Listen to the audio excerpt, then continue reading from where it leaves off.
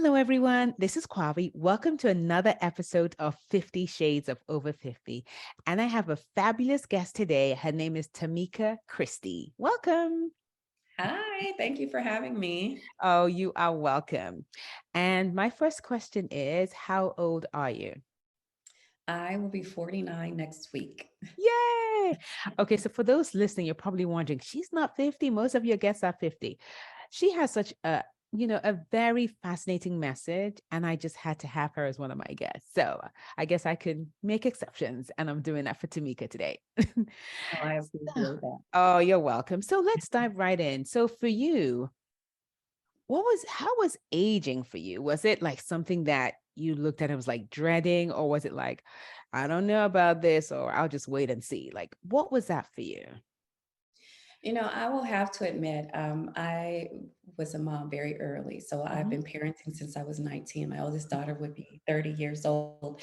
And the aging process for me was very different because as Mm, she was growing, I was also growing. And what I started mm, to look forward to was a time of peace.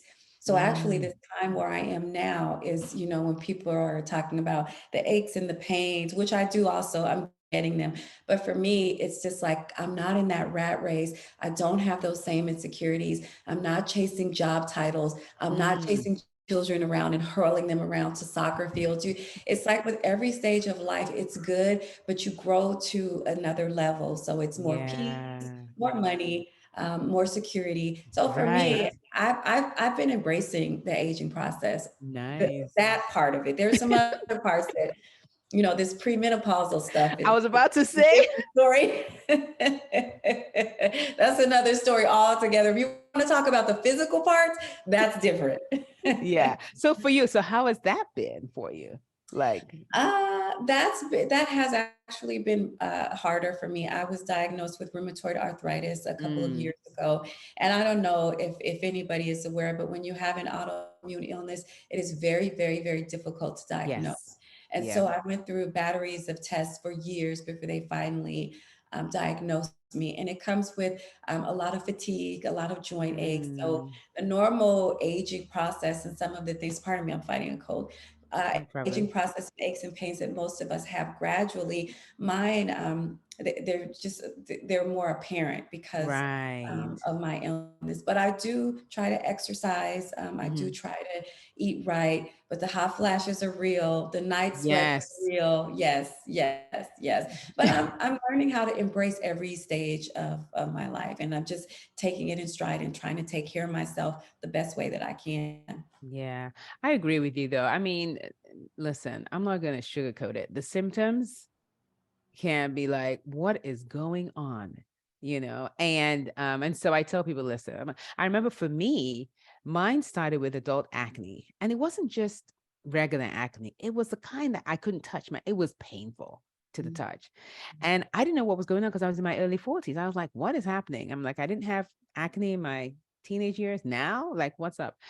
And I didn't know. And I think this is the thing, one of the reasons why I'm doing these interviews is also to kind of educate other people, especially the younger ones. Like, I had no idea adult acne was part of, those are one of the symptoms you can get. I thought it was just because you always hear about the hot flashes and maybe sometimes you hear about the night sweats.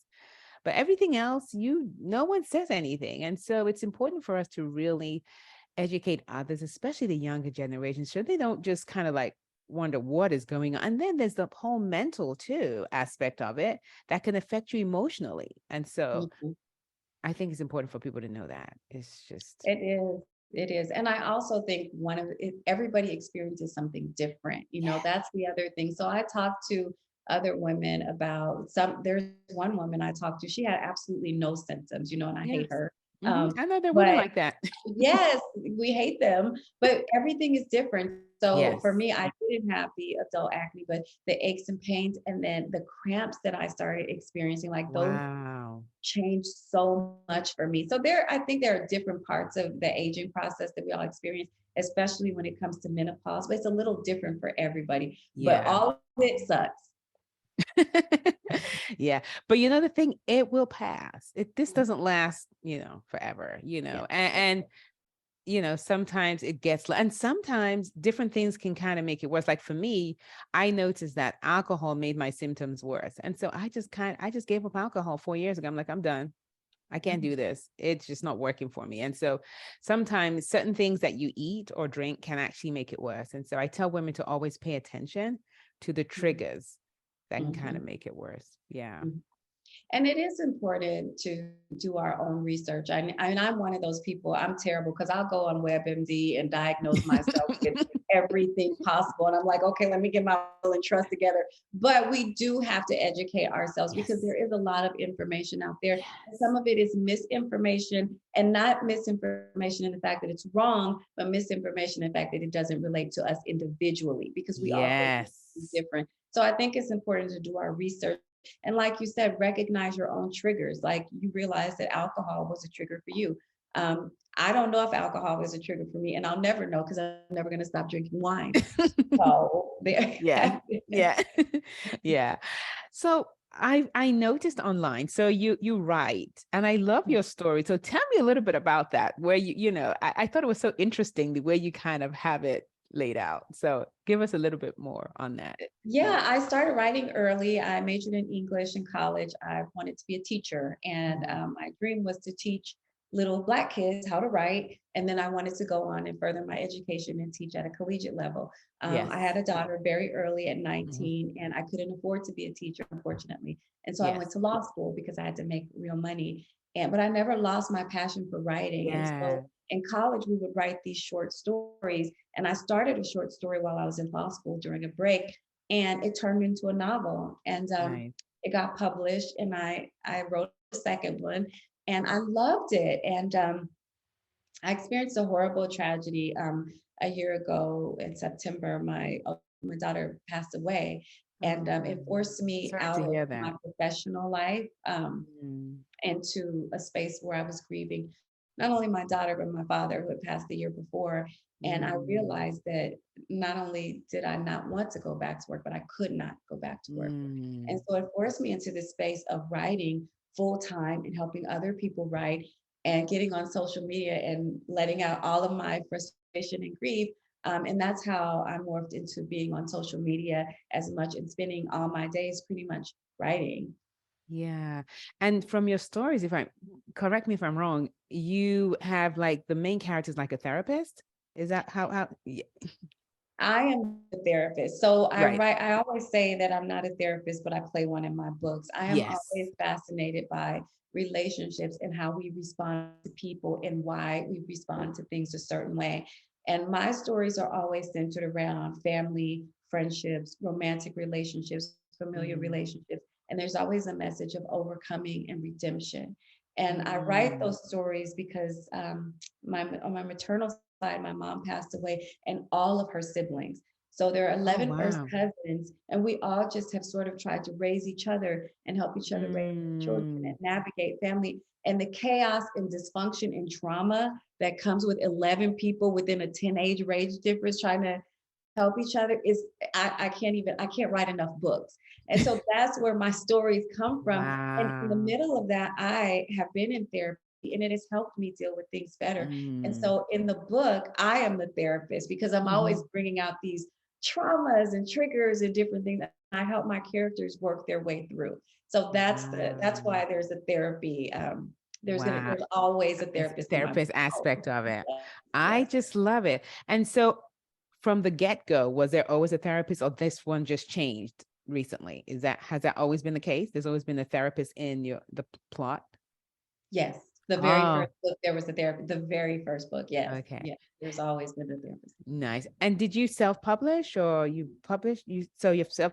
So how many books do you have now? So I have 2, so I didn't self-publish because I've always worked full-time until recently. So I Okay. did get published by a small publisher outside of Virginia, and Nice. it was beneficial for me because I didn't have time to learn the publishing Yeah. aspect of Yeah. doing books.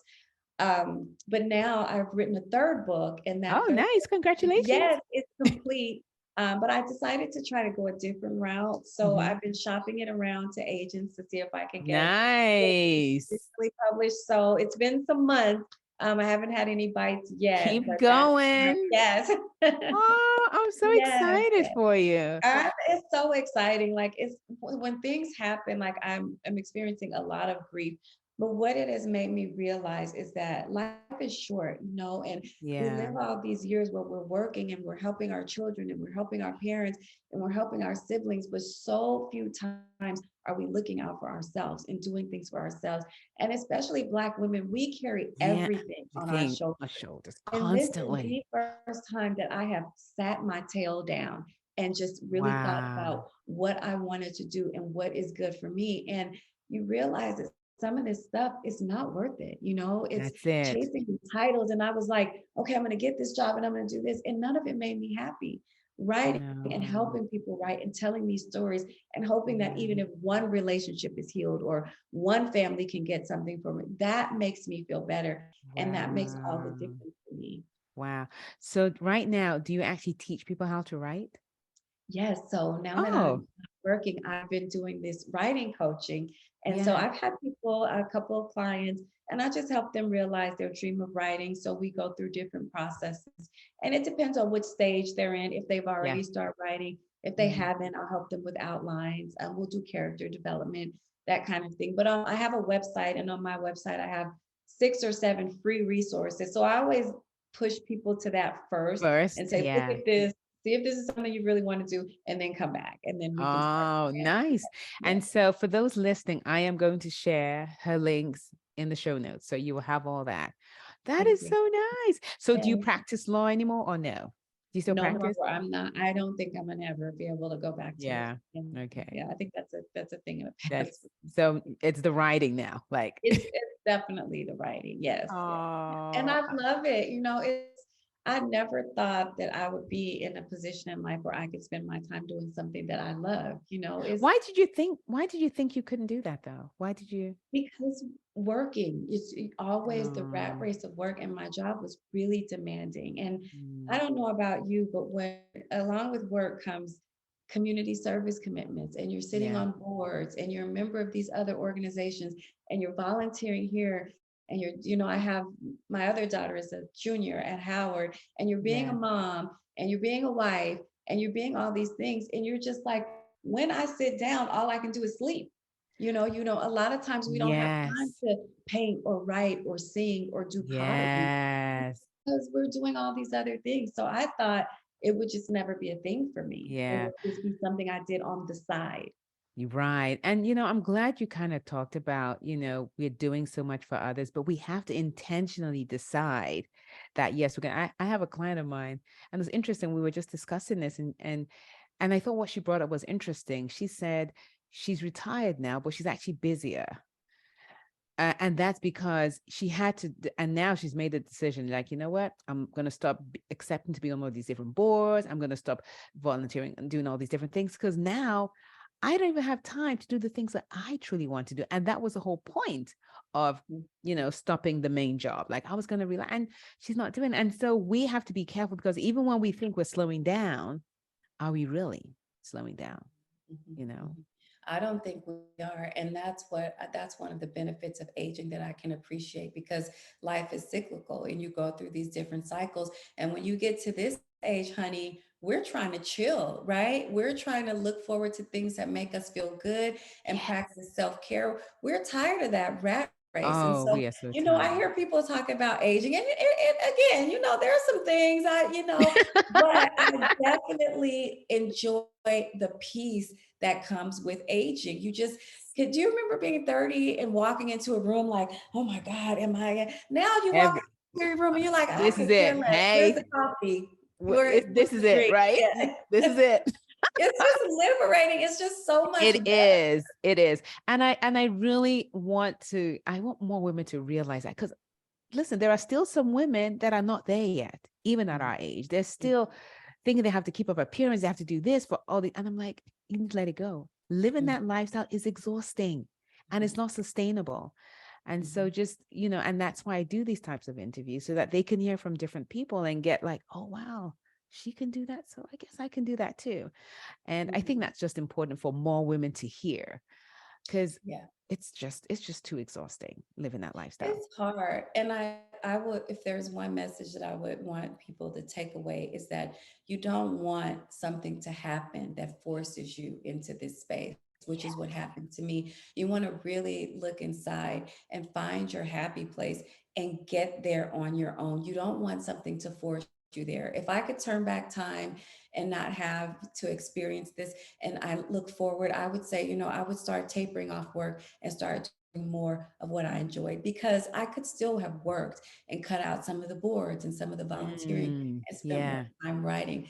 But I would say, don't let life force you.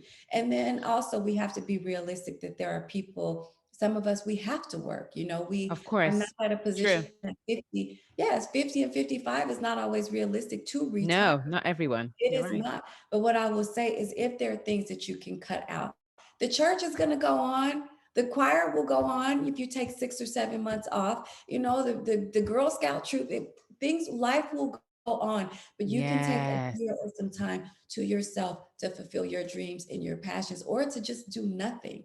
Yes.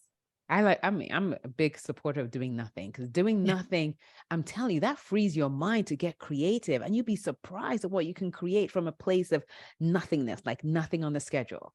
Yeah. Mhm, So mhm, yeah, but thank you for that message. I think it's really important, because I've had family members who have, like you said, life has happened and it's forced them to rethink their choices. But it came at an expense. It was like they weren't ready for it. But mhm, they saw the signals. And that's the other thing. We need to listen to our bodies more. Our bodies talk to us all the time. And so let's pay attention to that voice and, kind of like heed the warning. Because most of us, we get warning signs in all kinds of different ways. And sometimes we think, we got this, I can keep on going. And, but can you? And then something happens and you're like, oh my, you mhm, know, mhm.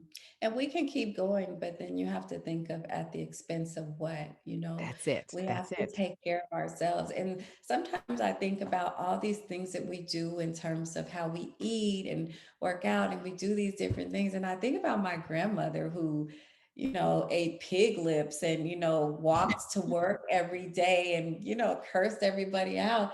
But she lived a decent life, Right. Yeah. she was okay. And I think sometimes, and I'll speak for myself, Yeah. I was chasing something, but I didn't know Yeah. what it was that I What? was chasing. You get in a rat race and you can't get out, because once you're Yeah. there, you're just You in want to there and you're keep going. doing. And stepping Yeah. back from all of it, I look back and I think, how did I wake up at 5 o'clock in the morning, make breakfast, make lunch, get dressed, go to work, go to social events, come home, write, check email? Like today, sometimes I wake up and it's 8 o'clock, and when I look up, it's 4 o'clock and I've done nothing. So I look back and I'm like, what happened? Like, how was I doing that? I Yeah. was physically, mentally, and emotionally exhausted. I was Yeah. snapping at people. I Of was course. angry all the time, Oh yeah, you're because going to be resentful carrying it that comes kind of out in load. different ways. Yes, yes. It comes out in different ways. It comes out in your emotions. It comes out in your skin. It comes out in a lot of ways that we don't recognize. Yeah, Yeah. so true. But I Mhm. mean, I just really grateful for having this discussion, because sometimes people don't really want to talk about this. This is the hard truth that really happens underneath all of that craziness that we sometimes cover up and say we're okay. Are we really okay? And as women, we really have to step back sometimes and really look at, is this sustainable? Like, how long do you want to keep on doing this? And like you said, there are some things that maybe work will still have to go on, but maybe there are other things that we add to our workload that we can probably say, okay, you know what? I'm going to Mhm. cut back on this. Or you get the kids to do more, because sometimes we're doing a lot for our kids that they can kind of do for themselves. And so you have to look at all of that and make those, because, we're not getting any younger. And I think this is really the time that we need to focus on ourselves. Like, what is it that brings you joy? Like, what Mhm. is it that excites you? Like, you wake up in the morning and you're excited to wake up, not like, oh, not another day. And I Mhm. think that's just an amazing way to live. And I think it's available to all of us. It doesn't have to be, I mean, Tamika's writing a book, but yours could be easily as, I just want 30 minutes to myself every day, Mhm. Mhm. Mhm. you Just know. something that brings you some level of peace, even if it's sitting outside drinking coffee, just looking Yes. outside It just whatever that thing is for you. And I have one of the other things I've learned during this time is just the power of gratitude. Mm. No matter where we are in life, there is always something to be grateful for. And I know us as women sometimes, and I'll speak for myself, Mm-hmm. sometimes we can be ungrateful for things, you know. And I have a girlfriend who she's single. And Mm-hmm. so I would complain, like I come home and nobody's done the dishes and this and this and that. And I'm complaining, you know, and she's like, well, at least you have somebody at home. At least you have somebody to cook for. I come home and I'm by myself and it's just me and my dog. I was like, if it could just be me and my dog, I would love it. It would be so it's just like no matter what. And Where I you saw are. this meme. There was this meme on Instagram years ago, and it said, "Who are we?" And they were saying, "Women." And they said, "What do we want?" And we said, "We don't know." And they said, "When do we want it?" And we said, "Now." No, so And accurate. it is, but I think it is so important to find wherever we are in that space to be thankful. If we're here, Yeah. if we're walking, if we're breathing, if you have family, I tell people all the time, both of my parents and my daughter are now gone. So I tell Yeah. people, look over here. If you want to be grateful for anything, look in this direction because things can always be so much worse. So be thankful. Be thankful for your acne because that means that you're growing and you're aging and you're Yeah. still here, you Yeah. know, and there's Yeah. a way to get rid of it, but every day above ground is a time to Oh be yeah, for grateful, sure. filled with gratitude. Yes. I love that. Yes.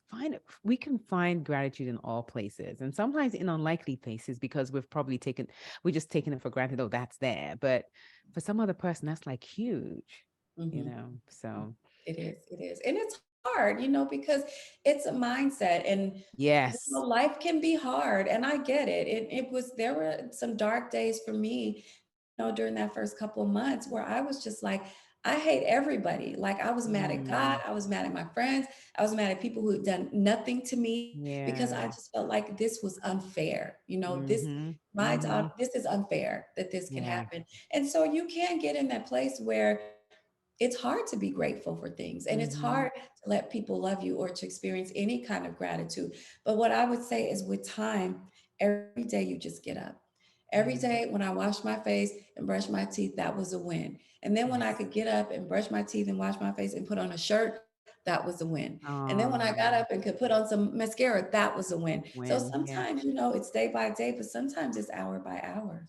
Yeah.